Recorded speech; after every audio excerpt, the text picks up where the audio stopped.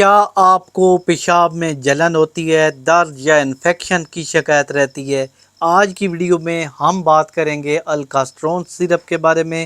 یہ پیشاب کی تیزابیت کو کم کرتا ہے، جلن میں اور درد میں آرام دیتا ہے۔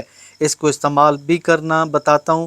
پیشاب میں جلن ہوتی ہے اس کے لیے یہ بہترین ہے، پیشاب میں تیزابیت ہوتی ہے اس کے لیے یہ بہترین ہے، اور پیشاب کی نالی میں جو سوزش ہوتی ہے، کبھی کبھار درد ہوتا ہے ایسے جیسے مرچیں محسوس ہو رہی ہیں، تو اس کے لیے بھی بہترین ہے۔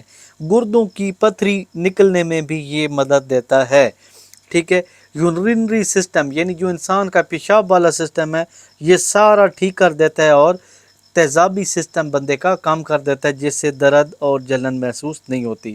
عام طور پر 2 سے 3 مرتبہ دن کے اندر 2 چمچ پانی میں ملا کر اس کو استعمال کریں، انشاءاللہ آپ کے یہ سارے مسئلے حل کر دے گا۔